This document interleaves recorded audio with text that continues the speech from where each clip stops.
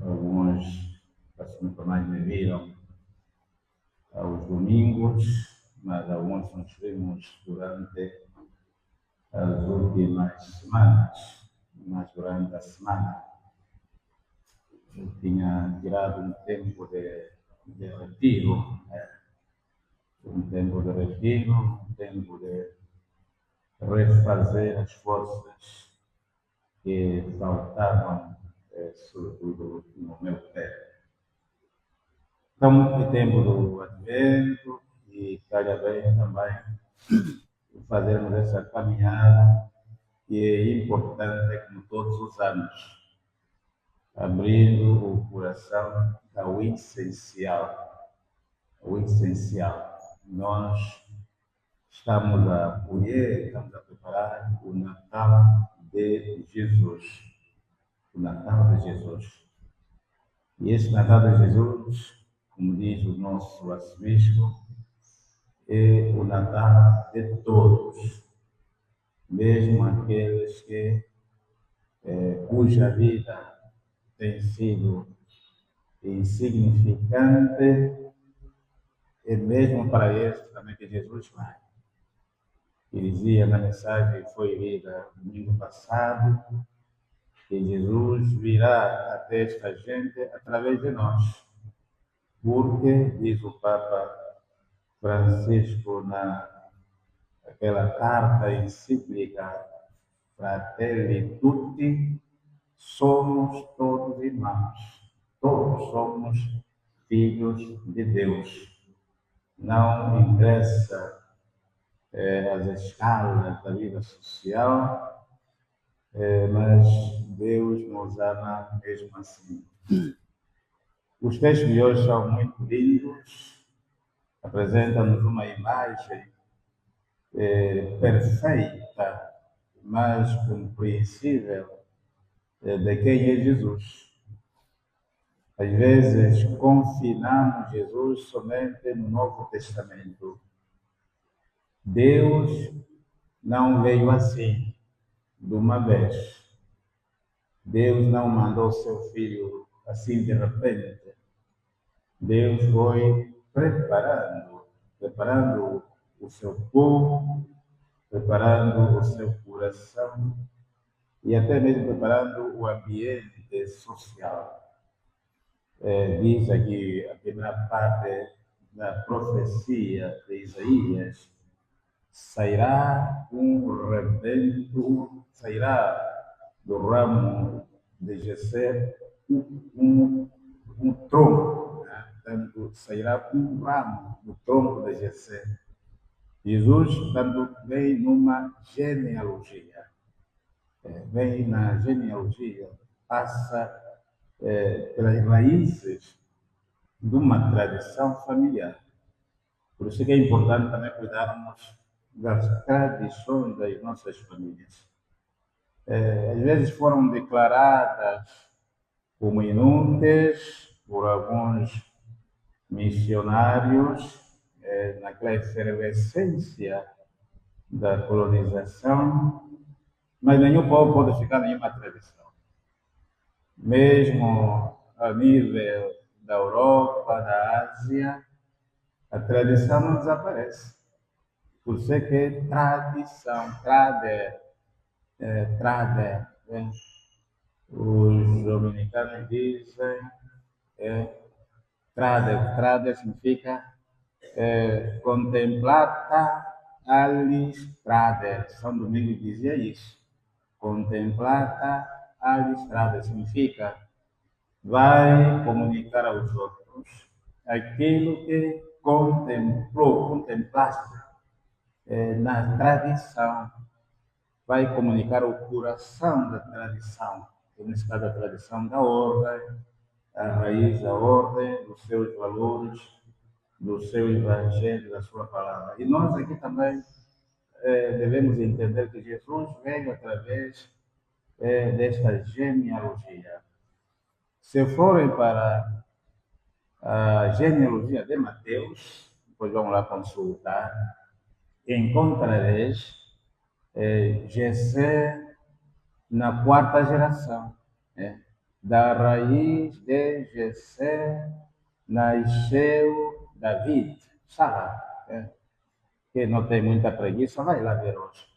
Da raiz de Jessé nasceu David. Tanto é que David acaba por ser uma figura central. Jovem, novo, pequeno, quase insignificante, que começa a destruição dos inimigos do Senhor. Aquele que vai cortar, se quisermos assim, a geração da violência de Golias. De Golias. Aquele que se dizia o homem mais forte. Era forte no corpo, na força, no espírito, e derrubava tudo com seus exércitos onde passava. Mas é um homem pequenininho, David, um rapazito, que vai destruí-lo com uma pedrinha na testa. Portanto, não há imperadores nem reis que sejam fortes a não ser, né, com a força de Deus. Agora, às vezes também fora da Igreja Católica, há pessoas que começam a inventar coisas. Dizem que a Igreja Católica está a inventar não sei o quê. Por exemplo, os dons do Espírito Santo. Os dons do Espírito Santo não são invenção da Igreja. Pensa que fomos a uma rua aí, numa praça, e aí apanhamos os dons. E hoje estão aqui praticamente todos nesse texto de Isaías, porque pertencem à herança do Messias. São mesmo divinos. E o próprio Jesus foi o primeiro a quem se atribuiu esse conjunto de dons. Estão aqui. Sobre ele repousará o Espírito do Senhor. Lembrai-vos também daquele texto de Isaías, que Lucas depois vai lembrar quando Jesus é revelado no templo. Jesus leu o texto de Lucas quando diz: cumpriu-se hoje mesmo esta passagem da Escritura que escutaste. Cumpriu-se hoje. O Espírito do Senhor é que diz que cumpriu-se hoje. E o que é que se cumpre? É a revelação do Espírito de sabedoria, que vem nos dons do Espírito Santo, os que são crismados. Verifiquem aquela pagela, aquele cartão amarelo que receberam no dia do Crisma, está lá. O espírito de sabedoria, o espírito de inteligência, o espírito de conselho e de fortaleza, o espírito de conhecimento, que lá nos dois fala ser o espírito da ciência, e depois vem o espírito do temor de Deus. São aqui. No Antigo Testamento, em Isaías. A Igreja Católica lê a chamada tradição da fé. E lê esta tradição dentro do espírito das Escrituras. Porque tudo está lá. E é preciso ler isso. É preciso ler isso para garantir que as coisas não vieram assim inventadas. Houve essa paixão profunda. Então, Jesus foi o primeiro beneficiário, porque Deus quis que ele fosse assim, com o espírito de sabedoria. Se olharmos para o livro da sabedoria no Antigo Testamento, a própria sabedoria é atribuída a Deus. O verdadeiro sábio, a própria sabedoria é Deus. Deus. Há um sábio filósofo grego, Pitágoras, diz que nós nunca possuiremos a sabedoria. Diz que nós só, enquanto homens, só podemos almejá-la, almejá-la, contemplá-la. Mas nunca vamos a possuir totalmente. Se um filósofo diz isso, que é alguém mais profundo na investigação da verdade e do conhecimento, quem seremos nós? Muitas vezes sem filosofia, ousaram dizer que eu sou sábio. Por isso é que era bom também que baixássemos esta vaidade emocional da chamada doutoromania que anda por aí. Doutoromania. Todos são doutores. É. Há muito doutor aí. Até eu também, os meus colegas me chamam de doutor. Não, eu não sou doutor. Doutor Frei Miguel. O que é isso? Eu nem cabe isso na ponta do meu cabelo. Eu não sou nada, doutor Frei Miguel. Mestrado não é doutoramento. Mas pronto, aqui em Angola, licenciado é doutor. Quem terminou o médio também é doutor. Pronto, quem terminou também a escola primária é doutor. Já havia aí as crianças chamar-se de doutor, doutor tal. Então, creio que vede que aqui o Messias, apesar de ter todas essas qualidades, não é ele próprio, não como viremos no Evangelho, veremos no Evangelho, não é assim. Então, procuremos entender Jesus, que ele é aquele sobre quem recai recai a força dos dons do Espírito Santo. Agora, este texto vai descrever tudo o que depois acontece no Salmo. O Salmo, que também vem descrevendo, no fundo, quem será Jesus da boca de Deus. Nos dias do Senhor nascerá a justiça e a paz para sempre. E é Jesus que vai. É um salmo que toca a alma. Quando Deus vem, tudo fica diferente. O modo de julgar os outros deve mudar. Nós hoje estamos cobertos por uma raiz do negativismo. Raiz do negativismo. Os jovens, mesmo nós adultos, se nessas brincadeiras das redes sociais escolhêssemos o corredor das religiões, significa não escolhêssemos somente TikToks, WhatsApp, não sei o que, dessas coisas, de brincadeiras de mau gosto, se escolhêssemos o corredor de tudo que nos fala de Deus, de tudo isso que nos fala da religião, da igreja e de Deus, iríamos descobrir que, de um lado, há os que defendem a fé e há outros que a querem destruir de todas as maneiras. Hoje, há pessoas que rezavam e ficaram cansadas e a vida deles é destruir a igreja. Destruir a igreja, andar aí a destruir a imagem das figuras da igreja, dos cristãos e de todos. Porque essa gente está cansada de tudo, de todos, e não quer saber de nada. Então, a vida deles, uns até já são reformados, a vida deles é passar a vida a destruir as estruturas, as tradições, enfim, mete-se na vida de tudo. Não tem mais nada a fazer na vida. Ora, esse salmo diz exatamente o contrário. Quando Deus está, nasce a justiça. Governa com a justiça a todos. Até os pobres beneficiam também da equidade.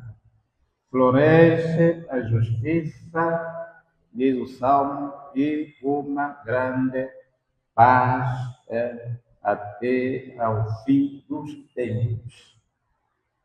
Eu às vezes fico a rir neste mundo. Esta semana aconteceu, no princípio da semana, esta coisa de assinar a paz para a RDC. A paz, mesmo nós entre nós angolanos, sabemos que a nossa paz veio porque o angolano se meteu. Se o angolano não se metesse na nossa paz, provavelmente nós teremos guerra até hoje. Mas o angolano tinha percebido que a paz tem que ser negociada cá dentro. Podemos aceitar apoios de fora, mas se nós não metermos a mão na ferida, a coisa não vai. Quantos acordos de Angola foram assinados, não sei aonde, não sei Badurite, não sei aonde, Zâmbia, não sei o quê, a gastar dinheiro a viajar. Mas afinal, a coisa se resolveria mesmo aqui.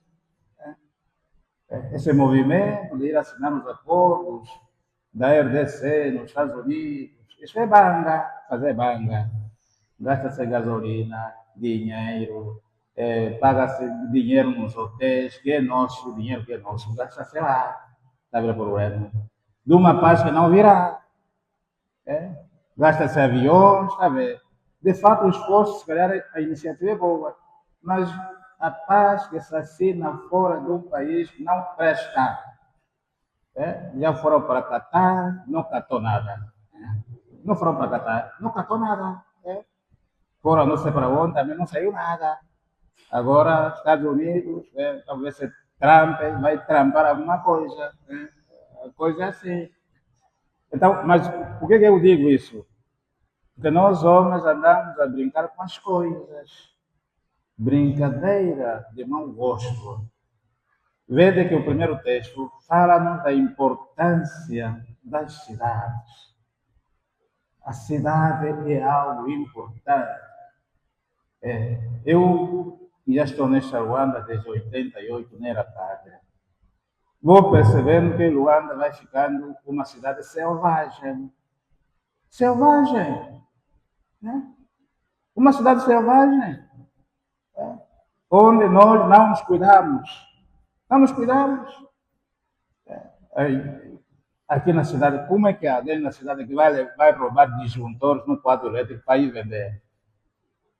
Por exemplo, aqui nós nos roubaram já disjuntores, já é a segunda vez. Lá perto do dia, antes do dia 4, onde estava na mídia, disseram, o senhor padre, a paróquia não tem luz. Eu disse que não tem luz, vão ver o quadro. Quando foram ver o quadro, o disjuntor foram roubados. Roubaram. Tinha roubado todos, até dos nossos vizinhos. Mas anteontem só viram roubar os fusíveis, não são disjuntores fusíveis, só viram roubar os fusíveis da igreja. Tiraram os dois, ficamos sem luz e pronto. Mas quem mexe nesse quadro, numa cidade assim? Nós não nos cuidamos. Queremos coisinhas pequenininhas e rápidas. Ora, Deus vem para nos abrir o coração. Diz que a sua justiça durará tanto como a luz do sol. A última palavra é sobre que ele vai partir a partir da segunda leitura. A segunda leitura orienta-nos para a importância do que está escrito. São Paulo diz que tudo o que foi escrito no passado foi escrito para a nossa instrução. Eu por isso estou a falar da tradição. E a tradição contém o coração da cultura, cultura da fé, a cultura da igreja, a tradição da família, que muitos jovens vão partindo, vão destruindo com pequenas coisinhas. Eu fiquei muito triste, aqueles 6 jovens que morreram porque tinham ido a uma festa. Ir à festa não é bom. No fundo, isso é bom. Ir à festa parece que é bom. Mas se é para ir à festa e acabarmos com a vida, não vale a pena. Há uma história antiga que girou o mundo de uma menina que estava a despedir-se da mamãe. Mamãe, eu vou à festa dos meus amigos. E a mãe disse à filha, filha, é melhor desistir da festa, porque esta noite eu passei muito mal. Tive sonhos horríveis, não sei descrever, mas é melhor não ir à festa. A filha disse que não, a tua festa não pode passar. Não pode passar, afinal ela também ia passar de um mundo para o outro. E a mãe diz, olha, então você insiste em ir, então a minha filha, vá com Deus, vá com Deus. E a menina responde à mãe, olha, o carro está cheio, se Deus quiser ir conosco, que vá para a porta-bagagem. Sabe como é que essas meninas são ousadas? Se Deus quiser ir no nosso carro, que vá para a porta-bagagem. Che, que tipo de brincadeira? E Deus, de fato, foi mesmo para a porta-bagagem.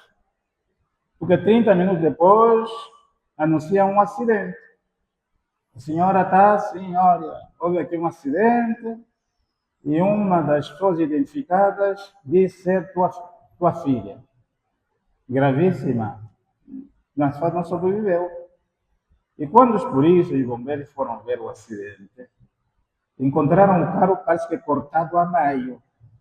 Do banco de trás até o motorista, tudo está desfeito. Desfeito, parece que é um comboio que cortou aquilo. E lá onde estava Deus, onde tinha ovos, cerveja, não sei o que, tudo que levava para a bebida, nenhuma garrafa se partiu, nenhum ovo. Deus estava lá. Sabe o problema?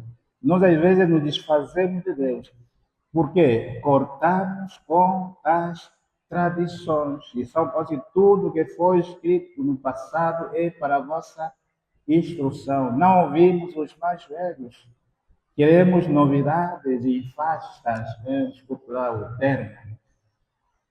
E na segunda, no Evangelho, Jesus é apresentado por João Batista.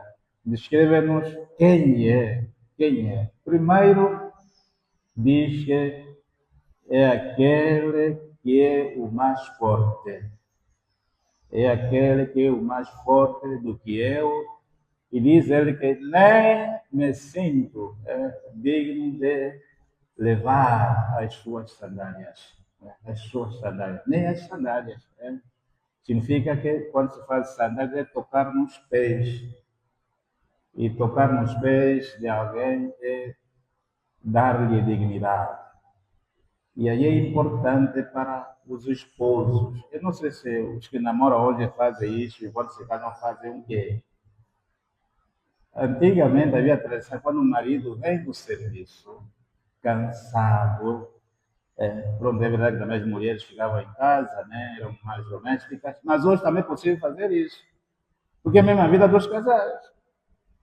O marido vem cansado, deve encontrar um rosto acolhedor em casa. Né? Um rosto que diz bem-vindo, apesar de tudo, seja bem-vindo. Né? E tirava os sapatos do esposo, e a mulher oferecia sandálias, e trazia uma bacia com água e lavava os pés para refrescar esses pés cansados que foram buscar pão para a família. Era assim. Quem é que está a lavar os pés do marido hoje? Que levante só o dedo aqui. Se alguém está a fazer isso, que levante, não tenha vergonha. Né? Quem está a lavar os pés do seu marido hoje? Quem é? Ou qual é? Ainda temos uma que está a lavar. Aí também. E qual é o esposo que já lavou os pés da sua mulher? Isso parece que é impossível. Né? Aí também, é recíproco. Então, estão a ver, quando João Batista diz, eu não sou digno de levar as sandálias, ele fala disso. Não se toca nos pés do homem ou da mulher de qualquer maneira. E se olhamos para os muçulmanos, aqueles que têm aquela veste completa burca, escondem os pés das mulheres. Porque tocar no pé há uma sensibilidade sensual. O pé é sagrado. Você que só a esposa e o esposo deve tocar os pés reciprocamente. Um estranho, uma estranha, não deve tocar os pés do marido alheio. Né? Não deve tocar, vai tocar para quê? Tem tantos pés lá para lavar, ou dos presos, ou dos meninos. Vai lá lavar esses pés. Né? Vai tocar os pés da mulher do outro, porque ou do marido da outra. Né? Há tantos pés a lavar, como diz do Filomeno. Lavar os pés dos malucos Vai lavar os pés dos malucos? Precisa. Então, este sinal é muito importante para nós. Recuperarmos os bons valores, apesar dos pesares. Não estou a dizer que aqui só quando as coisas vão bem. Não. Nós não vamos só lavar os pés quando as coisas vão bem. Por isso que Jesus lavou os pés aos discípulos. Será que todos eram bons? Não. Havia lá um bandido, Judas. Havia lá Jesus, que é esse senhor aqui, São Pedro. Mas lavou. Porque muitas vezes não é por causa do nosso interesse, é por causa da paz que isso traz, do renascimento interior das pessoas que estavam às vezes longe e com estes gestos sentem-se humanizados, dignificados, até mesmo apaziguados no seu espírito. Então, diz que Jesus é aquele que é mais forte, ele batizará no Espírito Santo e no fogo. O fogo aqui está a lembrarmos o Pentecostes. Então vamos rezar uns pelos outros, e rezaremos pelos casais, casal Delfina e Maxi, hoje e amanhã, hoje se vir amanhã é o aniversário religioso, aqui o casal Vita, Eva, né? Não a Eva lá antiga, lá, do livro do Gênesis, essa é outra Eva. Então, rezemos pelos 23 anos que estão a celebrar, para que o Senhor continue a abençoar os casais. É a fonte mesmo da paz social. Que Jesus os proteja e também os abençoe. Assim seja.